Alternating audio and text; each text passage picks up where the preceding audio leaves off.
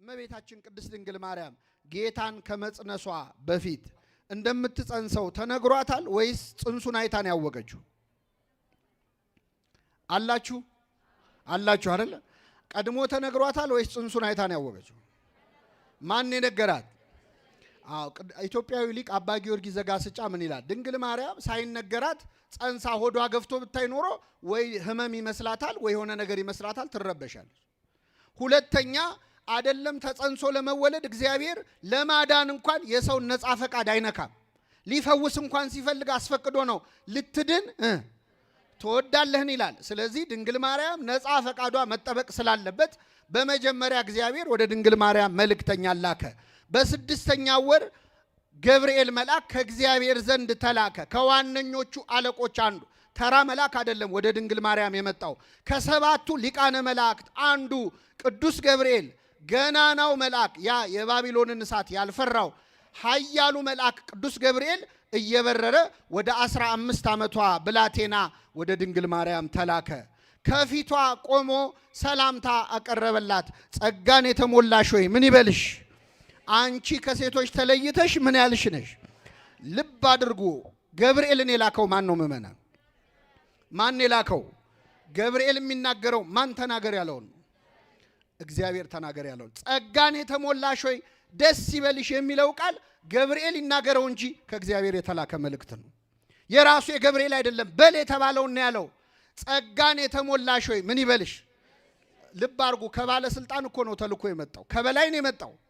መጥቶ ቀጥታ ወደ ጉዳዩ አልገባም። ማርያም ሆይ ጌታን እንድትወልጂው ተወስኗል ልነግርሽ ነው ብሏት አልተሰወረም።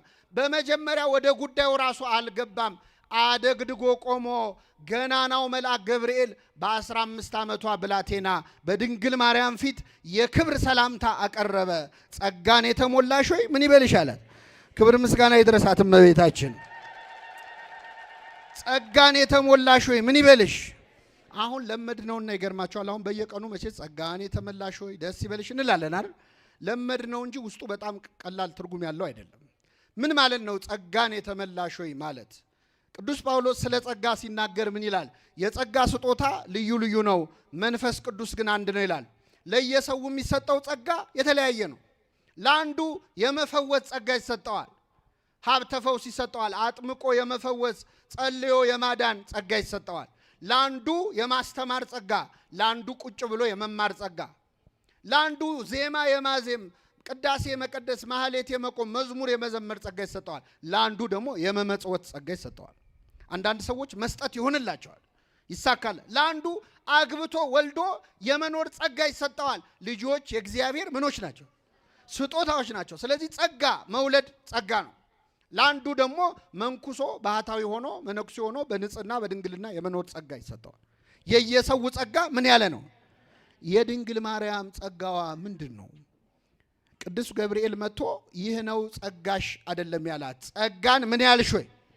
እግዚአብሔር ለፍጡር ከሚሰጠው ጸጋ ከሷ ያጎደለባት አንድም ጸጋ የለም። የጸጋው ማከማቻ ግምጃ ቤቱ ድንግል ማርያም ስለሆነች ጸጋን የተሞላሽ ሆይ ምን ይበልሽ አላት። ምን የሌላት ጸጋ አለ? ምንድነው ስሟ? እስቲ ድንግል ናት ወይስ እናት ናት? ድንግል ማርያምን ምን ብለን እንጥራት ይላል ቅዱስ ኤፍሬም። ጌታ ሆይ እናትህን ማን ብለን እንጥራት? ድንግል እንዳንላት ልጅ ታቅፋ ስታጠባ አየናት። እናት እንዳንላት ደግሞ ድንግል ሆና አየናት። እናትህን ማን ብለን እንጥራት? እናትህን መጥራት እንዲህ ከከበደ ጌታ ሆይ አንተን በምን አንደበት እንጠራሃለን ይላል። ስለዚህ ገብርኤል ጸጋን የተሞላሽ ያለ ከራሱ ከገብርኤልም በጸጋ ትበልጣለች። ቅዳሴያችንን ሰምታችሁ ከሆነ ለሚካኤል ምሕረት ተሰጠው ይላል። ለገብርኤል ብስራት ወብስራት ለገብርኤል ብስራት ለገብርኤል ተሰጠው። ወሀብተ ሰማያት ለማርያም ድንግል የሰማይን ሀብት ሁሉ ግን ለድንግል ማርያም ሰጣት ይላል። ለፍጡር ከሚሰጥ ጸጋ ያልተሰጣት የለም። ስለዚህ ገብርኤል ቆሞ ጸጋን የተሞላሽ ሆይ ምን ይበልሽ አለ። አንቺ ከሴቶች ተለይተሽ የተባረክሽ ነሽ። ምን ማለት ነው? ከሴቶች ተለይተሽ የተባረክሽ ነሽ ማለት። በነገራችን ላይ ቅዱስ ገብርኤል መጥቶ ድንግል ማርያምን አልባረካትም። አንቺ ምን ያልሽ ነሽ ነው ያለ። ተባርካን ያገኛት። ገብርኤል መጥቶ አልባረካትም። ቡርክት ነች ቀድማ። አንቺ ከሴቶች ተለይተሽ የተባረክሽ ነሽ አላት። ይህንን ስትሰማ ምን አለች እመቤታችን? አሁን እኔ ብዙ ጊዜ ሰዎች የሚሳሳቱት ድንግል ማርያም የ15 ዓመት ልጅ መሆኗን አንድ ያስቡ ባካችሁ። ስለ 15 ዓመት ልጅ ነው እያወራን ያለ። ገብርኤል መጥቶ ሲያመሰግናት ምን አለች? ይህ እንዴት ያለ ሰላምታ ነው ብላ አሰበች ይላል። እስኪ በሉ ይህ እንዴት ያለ ማን ነው መጥቶ ያመሰግናት? አንዲት የ15 ዓመት ልጅ መልአክ ሲያመሰግናት እንዴት ያለ ምስጋና ነው አለች። አረ መልአኩን ተውት። አሁን በዚህ ዘመን ያለች አንዲት ወጣት አንድ ጎረምሳ መጥቶ ሲያመሰግናት ይህ እንዴት ያለ ምስጋና ነው ትላለች? ብዙ እህቶቻችን ገደል የምትገቡት በምስጋና አይደል እንዴ? አዎ። ድንግል ማርያምን እኮ ገብቶ መጥቶ ያሞገሳት ጎረምሳ አይደለም። ድንግል ሆይ የሚያታልሉ ጎልማሶች ያረጋጉሽ አይደለሽም፣ የመላእክት አለቆች ያመሰገኑሽ እንጂ ይላል። ገብርኤል ነው መጥቶ ያመሰግናት። ግን ምስጋና ስትሰማ ሕፃን ብትሆንም ልቧ ግን አዋቂ ስለሆነ መንፈሳዊት ስለሆነች እግዚአብሔር ከእርሷ ጋር ስለሆነ ይህ እንዴት ያለ ሰላምታ ነው አለች። እንዲህ ያለውን የምስጋና እጅ መንሻ እንደምን እቀበለዋለሁ አለች። አይገርማችሁም? ከበዳት። ሔዋን ብትሆን እኮ ደስታውን አትችለውም ነበር ይህን ምስጋና ስትሰማ። ድንግል ማርያም ግን ተጠነቀቀች። እንዴት ያለ ምስጋና ነው። አሁን እኛ ብንሆን እስቲ ልጠይቃችሁ መና የሆነ ሰው አሁን ሲያመሰግናችሁ ምን ትላላችሁ? የቡልቡላ ማርያም ምእመና እንደው የተባረካችሁ ናችሁ ብላችሁ ምንድን ነው የምትሉት? ደስ አይላችሁ? ግን በሆዳችሁ አነሰ ትላላችሁ። እንደው ካመሰገና ቀር ትንሽ ቢጨምርበት አትሉ? ብዙ ጊዜ እኛ ላይላዩ ምስጋና ማንፈልግ እንመስላል። ውስጣችን ይፈልጋል አይፈልግ? ይፈልጋል። ምስጋና እንፈልጋለን፣ እንሻለን። ትህትናዋ የድንግል ማርያም ግን የልብ ነበር፣ የአፍ አይደለም። ገብርኤል አመስግኗት እንዲህ ያለውን የምስጋና እጅ መንሻ እንደምን እቀበለዋለሁ? ዝም ብዬ ልስማ እንዲህ ሲመሰገናለች? ፈራች። ትህትና ማለት ሰው ሲያመሰግንህ ማስተባበል አይደለም። አንዳንድ ሰው እንደውም ዝም ብሎ ራሱን የሚያጣጥል ሰው አለ። እኔ እኮ አረባም፣ እኔ ከንቱ ነኝ፣ እኔ የረከስኩ ነኝ ምናምን ይላል። አሁን እኔ የረከስኩ ነኝ ያለውን ሰውዬ አንተ ርኩስ ብትሉት እኮ ይደባደባል። አሁን ብዙ ሰዎች ጨዋታ ሲያሳምሩ ካንተ ባላቅም ይላሉ። ሰምታችኋል? ካንተ ባላቅም ይላሉ። አዎ አታቅም በሏቸው እስቲ። ጸብ ይነሳል። ለውሸት እኮ ነው ትትናችን። እውነተኛ ትትና የሚባለው ራስን መውቀስ አይደለም፣ ሌላው ሲወቅስ መቀበል፣ አሜን ብሎ መቀበል ነው ይላል ቅዱስ ዮሐንስ አፈወርቅ። እመቤታችን ግን ይህ እንዴት ያለ ሰላምታ ነው ብላ አሰበች፣ ተናገረች አይደለም። ምን አለች? በልቧ። እመቤታችን በልቧ ነው ያሰበችው። ትትናዋ የልብ ነው። በነገራችን ላይ መጽሐፍ ቅዱስ ላይ ድንግል ማርያም ያደረገችው ብቻ አይደለም ያሰበችው ሳይቀር ተጽፏል። ይህ እንዴት ያለ ሰላምታ ነው ብላ ምን አለች? አሰበች። አንዴ እንዳይመስላችሁ ቅዱስ ሉቃስ 3 ማርያምም ይህን ነገር ሁሉ በልቧ እያሰበች ትጠብቀው ነበር ይላል። ሐሳቧ ድረስ ተጽፏል መጽሐፍ ቅዱስ ላይ። እና መልአኩ ይህ እንዴት ያለ ሰላምታ ነው ብላ ማሰቧን ሲያይ በተሰጠው ጸጋ አውቆ ማርያም ሆይ አትፍሪ፣ ከእግዚአብሔር ዘንድ ሞገስን አግኝተሻልና አላ። ክብር ምስጋና ይድረሳት እመቤታችን። የኔ የመልአኩ ምስጋና ነው ያስፈራሽ አለ። የኔ የገብርኤል ሰላምታ ነው ያስፈራሽ? በማን ፊት ክብር አግኝተሻል? እኔማ ተራ ነኝ አለ። እኔማ በፊቱም ቆም አገልጋዩ ነኝ። የኔን ተይው፣ በእግዚአብሔር ፊት ሞገስን አግኝተሻል። ድንግል ማርያም ክብርም ሞገስን ያገኘችው በማን ፊት ነው? መመን አንዳንድ ሰዎች እናንተ ኦርቶዶክሶች የድንግል ማርያምን ክብሯን አብዝታችሁ ታይላሉ። ክብሯን ያበዛው ማን ነው? እኛ ልንቀንሰው ልንጨምረው እንችላለን። ፀሐይ ብንሞቃት ባንሞቃት ሙቀቷ ይቀንሳል። ድንግል ማርያም ብናከብራትም ባናከብራትም ማን አክብሯታል? መመናን እግዚአብሔር አክብሯታል። ክብር ምስጋና ይድረሳል። አትፍሪ አለ፣ በእግዚአብሔር ዘንድ ሞገስን አግኝተሻል። እነሆ ትጸንሻለሽ፣ ወንድ ልጅም ስሙንም ኢየሱስ ትይዋለሽ። እኛ ኢየሱስ የሚለውን ስም የሰማነው ከገብርኤል ነው። በነገራችን ሊቀ መልአክ ቅዱስ ገብርኤል ነው እኛ ኢየሱስ የሚለውን ስም ያስተዋወቀን። የገብርኤል በዓል ስናከብር ኢየሱስን አታውቁትም የሚሉ ሰዎች አሉ። ደግሞ ለገብርኤል ኢየሱስን ሊያስተዋውቁት ማለት ለዓለም ኢየሱስ የሚለውን ስም ያመጣው ማን ነው? ቅዱስ ገብርኤልን ላከው። ኢየሱስ ትይዋለሽ፣ እርሱም ታላቅ ነው፣ የልዑል ልጅ ይባላል። ጌታ አምላክም የአባቱን የዳዊትን ዙፋን ይሰጠዋል። በያዕቆብ ቤት ላይ ለዘላለሙ ምን ይላል? ለመንግስቱም ፍጻሜ የለውም። የዘላለም ንጉሥ ትወልጃለሽ አላት። አሁን ስሟት ምእመናን፣ እመቤታችን ለመጀመሪያ ጊዜ አፍ አውጥታ መጽሐፍ ቅዱስ ላይ ስትናገር አሁን ልንሰማት። ቅድም ሰላም ሲላት ይህ እንዴት ያለ ምንድን ነው አለች። አሁን ግን አልቻለች፣ መናገር ጀመረች። ምን አለች? ወንድ ስለማላውቅ። እስኪ በሉ ወንድ ስለማላውቅ የመጀመሪያ ንግግሯ መጽሐፍ ቅዱስ ላይ እመቤታችን ወንድ ስለማላውቅ እንዴት ይሆናል? እስቲ ልጠይቃችሁ፣ ድንግል ማርያም ወንድ አይታ ታውቃለች? አታውቅም? አይታም አታውቅም? ቅዱስ ዮሴፍ ወንድ ነው ሴት ነው? መልሱልኝ። ዮሴፍ ወንድ ነው ሴት ነው? ያሳደጓ ካህናት ወንዶች ናቸው ሴቶች ናቸው? ወንድ ስለማላውቅ ማለት ምን ማለት ነው? እንደው አይቼ አላውቅም ነው? አይደለም። አግብቶ ወልዶ የመኖር ሐሳብ በድንግል ማርያም ልብ ውስጥ የለም። እንኳን አንዳንድ ደፋሮች እንደሚሉት እንደኔና እንደናንተ አይነቱን ተራ ሰው ለመውለድ ብላ ድንግልናዋን ልታጣ ይቅርና የዘላለም ንጉሥ ተወልጃለሽ ለመንግስቱ ምን የለውም ስትባል እንኳን የድንግልናይስ ነገር ብላለች።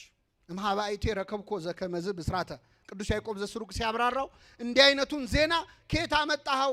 ዘእንበለ ዘር ምድር ትወተ ወዘእንበለ ምትም ድንግል ጽንሰተ፣ ድንግል ሳትጸንስ ባል ሳታገባ መሬት ዘር ሳይዘራባት ታበቅላለች የሚል ዜና ከየት አመጣኸው ማለቷ ነው ይላል።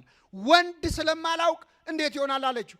አግብታ የመኖር ሐሳብ ቢኖራት የታጨችው ለማግባት አስባ በሷ ህሊና ቢሆን ኖሮ ወንድ ስለማላውቅ አትልም። እኔ ልጠይቃችሁ፣ አሁን በዚህ ዘመን ልታገቡ ወር የቀራችሁ እጮኛ ያላችሁ ሴቶች መልአኩን ተውት፣ የሆኑ ሽማግሌ መጥተው ወይ የሆኑ ካህን መጥተው እነሆ ትጸንሻለሽ ወንድ ልጅም ትወልጃለሽ ቢሏችሁ ወንድ ስለማላውቅ እንዴት ይሆናል ትላላችሁ?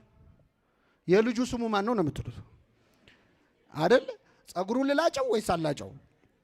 ይሄንም ያሳስበን እንጂ መቼስ የታወቀ ነው። ወንድ ከወንድ ካልሆነ ከማን ትጸንሳለች? ከዚህ በፊት ማን ያለ ወንድ ጸንሶ አይታ ታውቃለች? ድንግል ማርያም አግብቶ ወልዶ የመኖር ሐሳብ ስለሌላት ወንድ ስለማላውቅ እኔ ደስ የሚል ዜና ልንገራችሁ። የድንግል ማርያም ሐሳቧ ድንግል ሆኖ መኖር ነው። እግዚአብሔር ሐሳቡ ከሷ መወለድ ነው። ሁለቱንም ፈጸመው። እሱም ከሷ ተወለደ፣ እሷም ለዘላለም ምን ሆና ኖረች? ይችላል አይችልም? እግዚአብሔር እናትም ድንግልም አደረጋት። እሱ አምላክም ሰውም እንደሆነው እናትም ድንግልም አደረጋት። ስለዚህ ገብርኤልን አስጨነቀች። ወንድ ስለማላውቅ እንዴት? አቤት! ቅዱስ ገብርኤል እኮ ብዙ ጥያቄ የሚወድ መልአክ አይደለም። በዚህ ሉቃስ ወንጌል ምዕራፍ 1 ላይ አይታችሁታል። ከሷ በፊት እኮ ሄዶ ያናገረው ሌላ ሰው ነበር አይደል? ዘካርያስን ሄደና ዘካርያስ ሆይ ሚስቴ ኤልሳቤጥ ወንድ ልጅ ይህ እንደሚሆን በምን አውቃለሁ ሲለው ይህ እስከሚፈጸም ድረስ ምን ትሆናለህ? ዲዳ ትሆናለህ። ብዙ አላስተናገደው ምራት እንዴት ይሆናል ሲለው ይኸው ዲዳ አረገው። ገብርኤል ብዙም ጥያቄ አለ። ለምን መሰላችሁ? ዘካርያስ እኔም አርጅቻለሁ ሚስቴም አርጅታለች ሲል እንዴ በስተርጅና ልጅ መጽሐፍ ቅዱስ ላይ የወለዱ ሰዎች አሉ የሉ? ማናማ? አብርሃምና ዘካርያስ ያውቃል አያውቅም? ይህን ሲሰብክ የኖረ ካህን ያን በሰበከበት አፉ እንዴት አርጅተን እንወልዳለን ሲለው በል እንዳትደግመው አለ። እንደው አንዳንድ ሰው ከእድሜው ጋር የማይን ነገር ሲያወራ አፉን መያዝ አምራችሁ፣ ገብርኤል ግን አፉን መያዝ አምሮም አፉን ያዘው ማለት ነው። ዲዳ ትሆናለህ። የተዘጋ ማህፀን እንዴት ይከፈታል ሲል ላሳይህ አለው። ማህፀን የሚዘጋ አንደበት ይዘጋል፣ ማህፀን የሚከፍት አንደበት ይከፍታል። ይኸው ልሳንን ዘግቼዋለሁ፣ ልሳን ቆይቶ ይከፈታል። ድንግል ማርያም ግን በእውነት ይገርማል። ይህን ጥያቄ የጠየቀችው ከሷ በፊት በድንግልና ጸንሶ የወለደ የለም። ወንድ ስለማላውቅ እንዴት ይሆናል አለችው። እውነት ልንገራችሁ፣ ቅዱስ ገብርኤል መልሱንም አያውቀውም። እንዴት በድንግልና እንደምትወልድ አያውቀውም። ስለዚህ ምን አላት? መንፈስ ቅዱስ ባንቺ ላይ ይመጣል፣ የልዑል ኃይልም ያድርብሽ። የሥላሴ ሥራ ነው ባንቺ የሚሰራዋል። መንፈስ ቅዱስ ብሎ መንፈስ ቅዱስን፣ ልዑል ብሎ አብን፣ ኃይል ብሎ ወልድን፣ አብ ወልድ መንፈስ ቅዱስ ባንቺ ይመጣል። ካንቺ የሚወለደው ቅዱሱ የእግዚአብሔር ልጅ ይባላል አለ። በቃ አያውቀውም። መንፈስ ቅዱስ ነው ይህን የሚሰራው አለና እነሆ ዘመድሽ ኤልሳቤጥ ከሸመገለች ካረጀች በኋላ ጸንሳለች። መካን ትባል ለነበረችው ይህ 6 ወር ሆነው አለ። ይሄም አያስኬድም። ምክንያቱም እሷ ከባሏን የጸነሰችው ድንግል ማርያም ያለ ባል ነው ትጸንሻለሽ የተባለችው። ገብርኤል ወዲህ ቢል ወዲያ ቢል ማስረጃ ሲያጣ ምን አለ? ለእግዚአብሔር በሉ እስኪ ለእግዚአብሔር የሚሳነው የለም አለ። አዎ ጥያቄ በጣም ሲበዛባችሁ ለእግዚአብሔር ምንም የሚለው የለም ትላለ። ጸበሉ እንዴት ያድናል? እምነቱ እንዴት ያድናል? ስጋው ደሙ እንዴት ይለወጣል? መስቀሉ እንዴት ኃይል አለው ሲሏችሁ ለእግዚአብሔር በሉ። ይሄን ካላችሁ በኋላ ሰዎች ጥያቄ ከቀጠሉ እንደዚህ ሰዎች በእግዚአብሔር ስለማያምኑ ጊዜያችሁ እንዳታጠፉ። ለእግዚአብሔር የሚሳነው የለም ሲላት ድንግል ማርያም ጥያቄዋን አቆመች። ዓለም የሚጠብቀውን መልስ ሰጠች። እነሆኝ የጌታ ባሪያ እንደ ቃልህ ይደረግልኛል። በእውነት ይህ ቃል ለኛ ያደረገውን ተናግረን አንጨርሰውም። ልንገራችሁ ምእመናን፣ አምላክ መቼ ነው የተጸነሰው? ብዙ ሰው ድንግል ማርያም ቦታ እንደሌላት የሚሰማው አምላክ መቼ እንደተጸነሰ ስለማያስብ ነው። አምላክ የተጸነሰው መቼ ነው? ገብርኤል መጥቶ ጸጋን የተሞላሽ ሆይ ደስ ይበልሽ ሲላት ጸንሳለች አልጸነሰች? መልሱልኝ። እሺ እነሆ ትጸንሻለች ሲላት ጸንሳለች? ይህ እንዴት ያለ ሰላምታ ነው ስትልስ?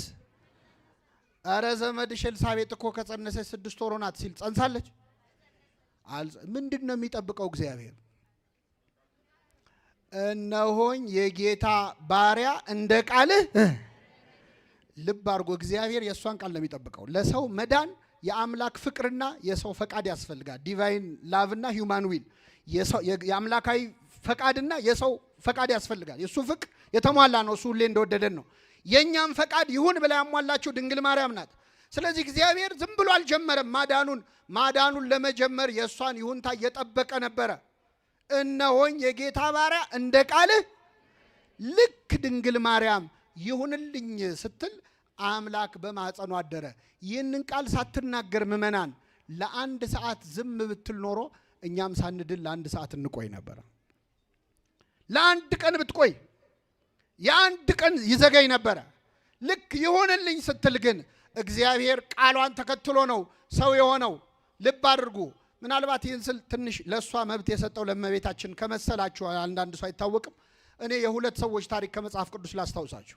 የመጀመሪያው ሙሴ ነው። ከእኔ ጋር ናችሁ ምእመናን? እግዚአብሔር ከሁላችን ጋር ይሁን። እግዚአብሔር ለሙሴ በሲና ተራራ ላይ የተገለጠለት፣ ሙሴ ሙሴ ሆይ ሂድና ሕዝቤን ከግብፅ ባርነት ነፃ አውጣ፣ ወደ ፈርዖን ሄዳ አለው። ሙሴ ጥያቄ ጠየቀ። መሄዱንስ ሄዳለሁ፣ ግን ሄጄ ስነግራቸው ማን ነው ቢሉኝ ማን ልበላቸው አለ። ጥሩ ጥያቄ ነው። ማን ላከ ቢሉኝ ሲል እኔ የአባቶች የአብርሃም የይስሐቅ የያዕቆብ አምላክ እኔ ነኝ፣ አነ ውእቱ አነ እኔ ነኝ አለው። መለሰለት አልመለሰለትም? አንድ በል። ሁለተኛ ጥያቄ ጠየቀ ሙሴ። ጌታ ሆይ እሺ አንተስ የአባቶቻችን አምላክ ነህ፣ ግን ሄጄ ስነግራቸው ባያምኑኝስ አለ። ምን ባይሉኝስ? እግዚአብሔር ምን አለው? በእጄ ያስከው ምንድን ነው አለው። በትር ነው አለው። ጣለው። በትሩ እባብ ሆነ። መልሳ አንሳው አለው። አነሳው። በትሩ ነው። እጅህን ብብቱ ውስጥ ከተት አለው። ከተተ። አውጣው አለው። ሲያወጣው ለምጾ ነጁ። መልሰ ከተት አለው። ከተተ። ሲያወጣው ንጹህ ሆነ። ይሄ ነው መልሱ። ጥያቄው ምን ነበር? ምን ባይሉኝስ? በትሩን የጣልከው አንተ ነህ፣ እባብ ያደረኩት እኔ ነኝ። እጅህን የከተትከው አንተ ነህ፣ ለምጽ ያረኩትም ያነጻሁትም። ሄደ ለህዝቡ ተናገር የማሳምናቸው አንተ ምን አስጨነቀ ማለት ነው። ስንት ጥያቄ ተመለሰለት? 2። ሙሴ 3ኛ ጥያቄ ጠየቀ። ጥሩ ነው ጌታ ሆይ ማን መሆንንም አውቄያለሁ፣ የምታሳምናቸውም አንተን አውቃለሁ፣ ግን ሄጄ ስናገር እኔ እንደምታውቀው ኮልታፋ ነኝ፣ ንግግር ብዙ አይሆንልኝም እና መናገር አልችልም፣ አንደበት የለኝም አለ። ችግር የለውም ወንድምህ አሮን አንደበት ይሆናል፣ አሮንን አብሬ ልክልሃለሁ አለ። ስንት ጥያቄ ተመለሰለት? በሶስት ተመለሰ። በአራተኛው ሙሴም እንዳለ ታውቃላችሁ፣ እግዚአብሔር ሆይ ከይቅርታ ጋር ሌላ ሰው ፈልጋለሁ። ስንት ጥያቄ ጠይቆ እግዚአብሔር ይህን ጊዜ ቁጣው ነደደ ይላል። አረ ሌላ ልጨምርላችሁ። ጌዲዮን የሚባል መስፍን ደግሞ አለ መጽሐፈ መሳፍንት ላይ። ጌዲዮን ደግሞ ቅዱስ ሚካኤልን ልኮ እግዚአብሔር ሂድና ሕዝቤን ነፃ አውጣ ብሎሃል እግዚአብሔር አለው። ሲለው ምን አለ? አንተ የእግዚአብሔር መልአክ መሆንህን በምን አውቃለሁ? እግዚአብሔር እንደላከ በምን አውቃለሁ? ስለዚህ መስዋዕት አቀርባለሁ፣ እሳት ከሰማይ ወርዶ መስዋዕቱን ከበላው አንተ የእግዚአብሔር መልአክ ነህ፣ አለዚያ አላቅም። ስለዚህ መስዋዕቱን እስካቀርብ ድረስ ከዚህ ጋር እንዳትላወስ አለው ይላል። ማንን ነው እንዳትላወስ የሚለው? ቅዱስ ሚካኤል በረከቱ ይደርብን። እሺ ብሎ ቆመ ሚካኤል። የዋህ አይደለ? እሺ ብሎ ቆመ። ከዛ አቀረበ፣ እሳት ከሰማይ ወርዶ መስዋዕቱን በላው። በል ጌዲዮን አሁን የእግዚአብሔር መልአክ መሆኔን አውቃሃል፣ ሂድና ህዝቡን ነፃ አውጣ ሲለው ምን እንዳለ ታውቃላችሁ? በእኔ ነፃ እንደሚያወጣስ በምን አውቃለዋል? ስለዚህ የበግ ጸጉር የበግ ቆዳ አምጥቼ አነጥፋለሁ መሬት ላይ፣ ሌላው ቦታ ሲዘንብ እሱ ላይ ደረቅ ይሁን፣ እሱ ላይ ደግሞ ደረቅ ሲሆን ሌላው ላይ ይዝነብ። ያኔ እግዚአብሔር ህዝቡን በእኔ እንደሚያወጣ አውቃለሁ። ተደረገለት። ድንግል ማርያም አምላክን በድንግልና ጸንሰሽ ትወልጃለሽ ስትባል እዚህ ጋር ዝናብ ይዝነብና እዛ ጋር ደረቅ ይሁን ብላለች? እነሆኝ የጌታ ባሪያ እንደ ቃልህ። ይገርማቸዋል። ይህንን ቃል እስክትናገር ሰውም እግዚአብሔርም እየጠበቀ ነበር። ሲኦል ውስጥ ያሉ ነፍሳት ሳይቀሩ ይሁንልኝ የሚል ቃሏን ይጠብቁ ነበር። እንደውም ቢታያቸው ገብርኤል ቆሞ ሲያበስራት ሲኦል ሆነው ቢያዩ ይላል አንዱ ባለቅኔ፣ ሲኦል ሆነው ቢያዩ እሺ በይ እያሉ ይጮሁ ነበር። አንቺ እመቤት ሆይ ይላል ቅዱስ አምብሮስ ደግሞ ድንግል ሆይ እግዚአብሔር በደሙ ሊገዛን እያናገረሽ ነውና እባክሽን ቶሎ መልስ ስጪ፣ እባክሽን አትዘግይ ይላል። ድንግል ማርያም የሰው ልጅ ድህነት በሷ ምክንያት እንዲዘገይ ስላልፈለገች እግዚአብሔር ለኛ ራሱን እንዲሰጥ እመቤታችን ቀድማ ራሷን ለእግዚአብሔር ሰጠች። እነሆኝ የጌታ ባሪያ እንደ ቃል ልክ እንደ ቃል ይሁንልኝ ስትል እግዚአብሔር በብሩህ ደመና ተጭኖ መጥቶ ከሰማያት ወርዶ በማህፀኗ አደረ። የሁላችን መዳን የዛን ጊዜ ተጀመረ። ክብር ምስጋና ይድረሳት እመቤታችን። ስለዚህ እመቤታችን በእኛ መዳን ድርሻ አላት የላትም? አላት። 3 ዓመት ከመንፈቅስ በ16 ዓመት ዕድሜዋ እሷ ሕፃን ሆና ሕፃን ታቅፋ በግብፅ በረሃ አልተንከራተተችም? እኛን የማዳን ስራውን ሳይሰራ በሄሮድስ ሰይፍ እንዳይሞት ማለት ነው ተንከራታለች። ከሁሉ ዓርብ ዕለት ሲሰቀልም ከመስቀሉ ስር ነበረች እመቤታችን። ይኸውላችሁ ይሄ ነው እኛን ኦርቶዶክሳውያንን ከሌሎች ሰዎች ጋር ማያገባባን። ልጇ ተሰቀለ እንጂ እሷ ምን ሆነች የሚሉ ሰዎች አሉ። እስቲ እዚህ መሃል እናቶች አላችሁ፣ አንድ ልጅ ሆዱን እንኳን ሲያመው የምትጨነቀው ማን ናት? አንድ ልጅ 6666 ጊዜ ሲገረፍስ እናት ምን ይሰማታል? ጌታ እኮ የተገረፈው እኛ ለቡሄ በምናጮኸው ጅራፍ አይደለም። ክርስቶስ የተገረፈው እላዩ ላይ ሚስማሮች ያሉት የሾሉ አጥንቶች ያሉት መግረፊያ ነው ሮማውያን የሚገርፉበት። ያ መግረፊያ ስጋው ላይ ካረፈ በኋላ ሲነሳ ስጋውን እየነጨ ነው የሚነሳው እና ስጋውን ከመግረፊያው ላይ አራግፈው ነው ድጋሚ የሚገርፉት። ይህ ሲሆን ቆማ እመቤታችን ተመልክታለች። ቅዱስ ዮሐንስ ዘደማስቆ ምን ይላል? ድንግል ማርያም ስትወልድ አላማጠችም፣ ምጥ አላየችም። ስትወልድ ያላማጠችውን ምጥ ግን ዓርብ ዕለት አምጣዋለች። ተጨንቃለች። እያንዳንዱ እሱ ላይ ያረፈው ጅራፍ የእሷ የልቧ ቁስል ነበር። በአንቺ በነፍስሽ ሰይፍ ያልፋል ብሎ አረጋዊው ስምዖን ትንቢት ነግሯት ነበረ። በነፍሷ ሰይፍ ያለፈው ልጇ ሲሰቀል ቆማ ያየች ቀን እና ልጇ ተሰቀለ እንጂ እሷ ምን ሆነች የሚሉ ሰዎች እግዚአብሔር ልቡን አይስጣቸው። አዎ ሰው ናት ይሉን የለ? አዎ ሰው ናት በተፈጥሮ። እንደ ሰው ምን ይሰማታል ልጇ እንደዛ ሲሰቃይ? ለእኛ አምላካችን ነው፣ ለእሷ እኮ ልጇም ነው፣ አምላኳ ብቻ አይደለም። የመጀመሪያው እጆቹን ይዛ ሲድህ የመራችው ልጇ እጆቹን በሚስማር ሲቸነከር አይታለች። ድንግልናዊ ወተቷን ያጠባችው ልጇ ሐሞትና ከርቤ ሲጠጣ አይታለች። ደሙ እንደ ውሃ ሲፈስ አይታለች። እመቤታችን እንደሷ ያዘነ እንደ ክርስቶስ የተሰቃየ እንደሷም ያዘነ የለም። ስለዚህ እመቤታችን በእኛ መዳን ድርሻ አላት የላትም? ይህንም በልቡናችን ይሳልብን። እንደውም አባቶቻችን ሲጨፍንም ሲገልጥ ይላሉ፣ ሲወለድም መጀመሪያ ያየው እሷን ነው። ከመሞቱ በፊት እነኋት እናት እነሆ ልጅሽ አለ። ከዛ አባቶይ ነፍሴን አደራ ሰጣለሁ ብሎ ሄደ። ሲመጣም ሲሄድም ሲጨፍንም ሲገልጥም ያየው እሷን ነው ይላሉ። እመቤታችን ይሁንልኝ ብላ ያስጀመረችውን የሰው ልጅን ድህነት መስቀል ላይ እስኪያሰናብታት ቆማ ተመልክታለች። ወላዲት አምላክ በእኛ መዳን በመላው የክርስቶስ የማዳን ስራ ውስጥ አብራ ነበረች። ይህንም በልቡናችን ይሳልብን። ሁለተኛ የምናየው የመጨረሻ ድንግል ማርያም ቅድስት የሆነችው አምላክን ከወለደች በኋላ አይደለም። አምላክን ለመውለድ ያበቃት ምን ሆና መገኘቷ ነው። የሚገርም እኮ ነው። እግዚአብሔር ከሰው ሁሉ መርጦ ከሷ እንዲወለድ ያደረገ ነገር እመቤታችን ላይ ተገኝቷል። ምንድን ነው? ይህንን የሚያውቀው እግዚአብሔር ነው። እኔ ትሕትናዋን ብቻ ልንገራችሁና ወርዳለሁ። እንደ ድንግል ማርያም ትሁት ሰው የለም በምድር ላይ። በምን አወቅን? እንደሷ ክቡር የሆነ ፍጡር አለ? ለምን? እንደሷ ትሁት ስለሌለ ነው። ራሱን ዝቅ የሚያደርግ ምን ይላል? ከፍ ይላል። ራሱን በጣም ዝቅ ያደረገ በጣም ምን ይላል? እንደ ድንግል ማርያም ዝቅ ያደረገ የለም። ራሱ ትሕትናዋ የልቧን ቅድም አይተና ከንግግሯ ይጀምራል። ገብርኤል መጥቶ ትጸንሻለሽ ትወልጃለሽ ሲላት ምን አለች? እነሆኝ የጌታ ባሪያ እንደ ቃልህ። ከኔ ጋር ናችሁ? ገብርኤል ያላት የጌታ ምን ትሆኛለሽ ነው ያላት። እነሆኝ የጌታ እናቱ ብትል ምን ችግር አለ? እሷ ግን እነሆኝ የጌታ ባሪያው። እግዚአብሔር ባሪያው ስትሆን እናቱ አደረጋት። እሷ ደግሞ እናቱ ስትሆን ራሷን ባሪያ ብላ ጠራች። እንዛ አመቱ እሞረሰያ ይላል ቅዱስ ያሬድ። ባሪያው ስትሆን እናቱ አረጋት። እሷ ግን እናቱ ነኝ አላለች፣ ባሪያው ነኝ። አንዴ እንዳይመስላችሁ ከጸነሰች በኋላስ ስትጸልይ ነፍሴ እግዚአብሔርን ታከብረዋለች፣ መንፈሴም በመድኃኒቴ በእግዚአብሔር የምኑም መዋረድ። አይገርምም? ጸንሰዋለች እኮ እናቱ ብትል ምን አለ? ተረጋግጧል እኮ በቃ 6 ወር ሆኖታል። እመቤታችን ግን አንድ የትቢት ቃል ካፏ አልወጣ። ገብርኤል ካመሰገናት በኋላስ ምን አደረገች?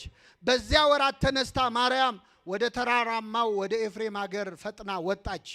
ወደ ዘካርያስ ቤት ገብታ ኤልሳቤጥን ተሳለመቻት ይላል። አምላክን በማህፀኗ ይዛ ዘመን ልትጠይቅ ወጣች። አምላክን በማህፀኗ ይዛ። አሁን ምእመናንኛ ሎተሪ ቢደርሰን ዘመድ እንጠይቃለን። እንደውም እስከ ዛሬ የጠየቅነው ይቆጨናል። እንደ አንዲት ሴት እንደው ልጅሽ ጠቅላይ ሚኒስትር ሆኗል ብትባል ዘመድ ትጠይቃለች? አትጠይቅ። እነሱ ይምጡ እንጂ ያልሄድም ነው የምትለው። ድንግል ማርያም እኮ የጸነሰችው ማንን ነው? አምላክን ነው። ትትናዋን ስንናገር በነገራችን ላይ ልልናዋን ማሰብ አለባችሁ። አንዳንድ ሰዎች በቃ ወለደችው አበቃ ምንድን ነው ቢግ ዲል አይደለም ምን አይደል? ከዚህ በላይ ቢግ ዲል ምን አለ? አምላኩን ወልዶ የሚያውቅ ሰው ታውቃላችሁ? አምላኩን ወልዶ የሚያውቅ ሰው ታውቃላችሁ? የለም አይደል? ከሷም በፊት ሰው እንደ ቅዱስ ጊዮርጊስ ሰማዕት መሆን ይችላል አይችልም? እንደ አቡነ ተክለ ሃይማኖት ጻድቅ መሆን ይችላል አይችልም? ድንግል ማርያምን መሆን ግን አይችልም። አንዴ የተፈጸመ ነገር ነው። ይህንን ክብር ይዛ ግን የሁላችንም ፈጣሪ ልብ አድርጎ አቅፋ ያሳደገችው ያጠባችው አባት ሆይ የዕለት እንጀራችንን ስጠን ለምንለው አምላክ እኮ የዕለት እንጀራውን የሰጠችው ድንግል ማርያም ነው። ያጠባችው ያሳደገችው ባለቀሰ ጊዜ በቤተልሔም ግርግም ውስጥ በግዘ ሕፃናት እንደ ሕፃናት እንባውን አፈሰሰ። ባለቀሰ ጊዜ እንባውን የጠረገችው ማነች? የክርስቶስን እንባ ባበሰችበት እጇ የሁላችን እንባ ታብስልን።